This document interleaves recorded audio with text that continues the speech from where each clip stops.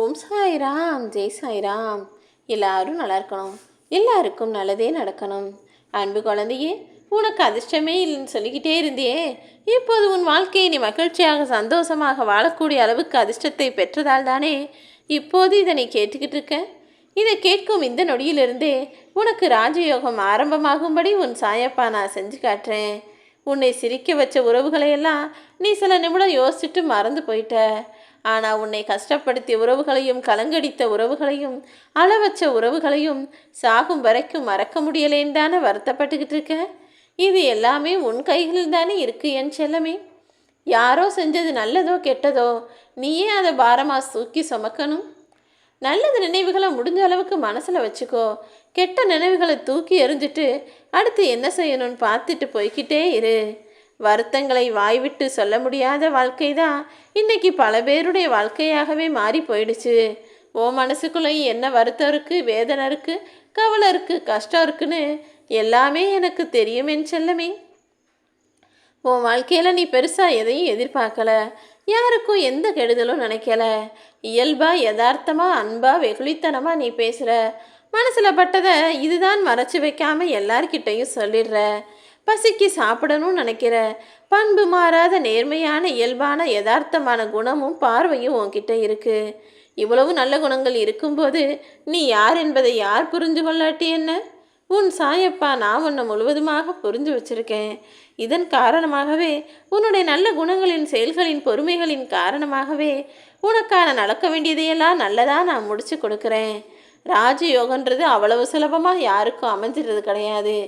எந்த மனிதர் அதற்கான தகுதியை பெற்றிருக்காரோ, யாருக்கு நினச்சதெல்லாம் நடக்கணும், நல்லதே நடக்கணுன்ற பிராப்தம் இருக்கோ, அவர் மட்டும்தான் ராஜ வாழ்க்கையை வாழ முடியும். எது நடந்தாலும் என்ன நடந்தாலும் உனக்கு என்ன வேண்டும் என்பதில் தெளிவாக இரு என் செல்லமே. அதே போல் நீ ஆசைப்பட்டதை அடையும் வரையிலும் கொஞ்சம் பொறுமையாகவும் இரு. எப்போதுமே சிரித்து வாழ்வதற்கு பிரச்சனைகளே இல்லை என்பதற்காக சொல்லலை நான். பிரச்சனைகள் இருக்கும், கஷ்டம் இருக்கும், ஏதாவது ஒரு கவலை கூட இருக்கும். அதற்காக சிரிக்காமலே வாழ்ந்துவிட முடியுமா என்ன? உனக்கு இருக்கிற பிரச்சனைகளை விட ஓ மனசளவில் நீ வலிமையான ஆள் என்பதை முழுவதுமாக நம்பு. வலிமையும் தைரியமும் உனக்குள் இருக்கும் வரை உன் பிரச்சனைகள் உன்னை ஒன்றுமே செய்ய முடியாது என் செல்லமே. மனிதர்கள்லாம் நேரத்துக்கும் காலத்துக்கும் ஏற்ற மாதிரி மாறிக்கிட்டு தான் இருப்பாங்க. அதை பார்த்து நீ வியப்படைய வேண்டாம். நீயே பாரு, உன்னுடைய நிழல் காலையில் ஒரு மாதிரியும் மாலையில் ஒரு மாதிரியும் தானே இருக்குது. சாயந்தரத்துக்கு மேலே நிழல் இல்லாமலே கூட போய்விடுகிறது தானே. வெளிச்சத்திற்கு ஏற்ப உன்னுடைய நிழலே திசை மாறி மாறி நடக்கும்போது மனிதர்கள் மட்டும் மனமும் குணமும் மாற மாட்டார்களா என்ன? யார் எப்படி வேண்டுமானாலும் நடந்து கொள்ளட்டும் என் செல்லமே. நீ நீயாக இரு. உனக்கு பிடிச்சவங்கள உன் பக்கத்திலே வச்சுக்கிறணுங்கிறதுக்காக நீ நிறைய செலவழி. பணத்தை சொல்லலை, நேரத்தை. உனக்கு பிடிச்சவங்களோட நேரத்தை செலவழித்து அவங்க கூட நல்லா பேசி உன்னை பற்றிய புரிதலை அவர்களுக்கு உண்டாக்கி அவங்கள பற்றி நீயும் புரிஞ்சுக்கிட்டு நிம்மதியாக உன் வாழ்க்கையை வாழ ஆரம்பி. நடு தெருவில் இருக்கக்கூடிய நிலை வந்தாலும் அல்லது உனக்கான கஷ்டமான சூழ்நிலை சந்தர்ப்பம் எது வந்தாலும் ஒருபோதும் யாருக்கும் தொந்தரவு செய்ய வேண்டும், யாரையும் கெடுக்கணும்னு நினைக்காதே என் செல்லமே. எப்போதும் யாருக்கும் எந்த பிரச்சனையும் இல்லாமல் ஓரமாக ஒதுங்கி போயிடு. அது அவங்களுக்கு மட்டும் இல்லை, உன் வாழ்க்கையும் நீ நிம்மதியாய் வாழ்வதற்கான நல்ல விஷயங்களாக இருக்கும். உனக்கு கிடைச்ச அனுபவங்களையெல்லாம் சேர்த்து வை. இனி வரும் நாட்களில் நீ எச்சரிக்கையோடு வாழ்வதற்கு அது உனக்கு துணையாக இருக்கும் அல்லவா.